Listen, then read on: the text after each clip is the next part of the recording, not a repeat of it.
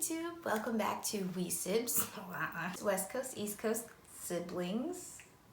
I think that's how you would see the S. I'm Sid. Guys, we are in Lock and Key episode 3 right now, and episode 3 was pretty good, I'm not gonna lie. This is definitely a bingeable show. So let's get into the most important things to take away from episode 3. So one thing that I keep forgetting to mention, and this has been happening throughout the first 3 episodes, but it's definitely more important in this episode, is that the family is flashing back to a lot of different things. The family that's remaining, they're having memories of the dad, Rendell. And in this episode, the kids are flashing back to memories of their dad telling them a bedtime story. And at the end of episode 2, we see that Bodhi, climbs into this magical G.I. Joe box, and we realize that he's inside his own brain. And so this key that he's found that goes into the back of people's necks is kind of like a mind, I think they call it a mind key, head key. I think that's what it is. He pulls out a memory, and it's of their dad telling them a bedtime story. And I don't remember the specifics, but I remember the ending. Are they pirates? A pirate king? Oh man, something about pirates and sea monsters. Bodhi doesn't remember the end of the story because he falls asleep before his dad finishes it. Kinsey, the girl, older sister, and Tyler, the older brother, remember the end of the story, but they remember it 2 different ways. Kinsey remembers that their dad said that this terrible sea monster comes and swallows up all of this pirate king's friends. Pirate King was going to share all of the treasure that he and his friends had found with his friends, but since his friends had all died or been swallowed up by the monster, the Pirate King decides to share all of the wealth that he has with the members of his friends' families instead. One day the monster comes back and sees that the Pirate King has been so nice and generous and helped so many people. He throws all of his friends up, and they all live happily ever after. All of the friends are still alive. They're reunited with their families. Woohoo. Tyler is like, I don't remember that ending at all. Tyler has a flashback and remembers what their dad said to him. So he says that the monster comes, swallows up all the Pirate King's friends, and the Pirate King is left alone for the rest of his life to remember the terrible things that he did, allowing his friends to get eaten and swallowed up by the monster. And he tells Tyler that you can't escape your past. Obviously, this story is an allegory, isn't it? Yeah. Obviously, this story is tying back to something that happened in Rendell's past. We just don't know what it is yet. It seems to be very key to the story. It seems like he's telling the kids a different version of the story every time. Curious, something to ponder. This episode, creepy well lady is not pulling any punches, man. She's out looking for those keys. And we find her in some shop eating a donut, and she's looking for some dude named Mark Cho. And she researches, and we realize that Mark Cho is the guy who stuck the key into his chest, bursted into flames. He burnt down his entire house. So she is researching who he is, and she goes to the house. There are a couple kids outside, and they're like, hey, who are you? She sees that one of the kids has a key on his neck, like a necklace. And so she starts talking to them. Where'd you get that key? Blah, blah, blah, blah. Basically, she snatches the key off the kid's neck.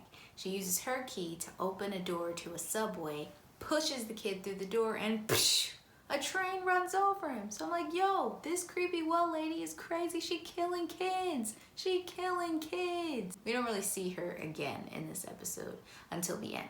Okay, so another thing that happens is that Ellie and Nina are starting to bond, 2 ladies. Ellie knew Nina's husband very well, whatever. They go out to dinner, and, they're catching up, talking about life, and Nina mentions that Bodhi has some friend in the well house, an imaginary friend. Ellie casually starts freaking out.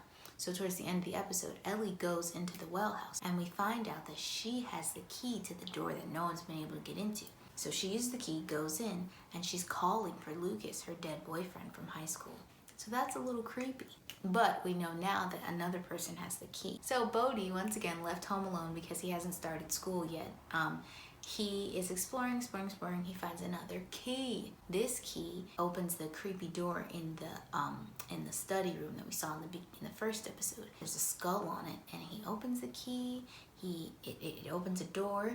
He steps outside, and boom, he becomes some kind of magical ghost thingy. So he's enjoying being a magical ghost. He's flying around looking at stuff, and he sees that there's a graveyard, a Locke graveyard, you know, which is their last name. He goes in and meets his great-great-grandfather, and his great-great-grandfather is telling him that he knew Rendell and he's so sorry that he passed. Bodhi's pretty excited about that. It seems to be able to turn you into a ghost. So we'll call it the ghost key. Maybe they call it something different in the show. I don't know.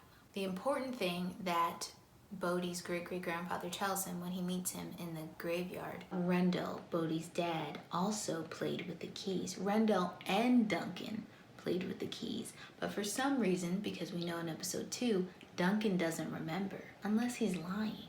Biggest thing that happened at the end of this episode. Nina is looking through Rendell's old high school yearbook, and she sees pictures of Rendell and all of his other friends in high school, and Ellie, who she just, recently met. And then she starts seeing these strange symbols, an omega. And she recognizes it as the shape that was tattooed onto the murderer's wrist. She's freaked out.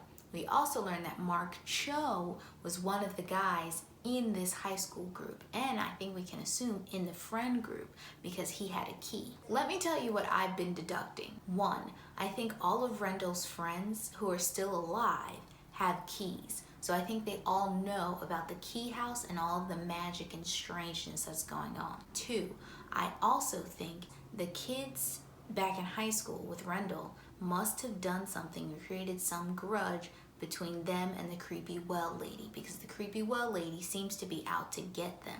And maybe she couldn't before because she was locked in the well for some reason.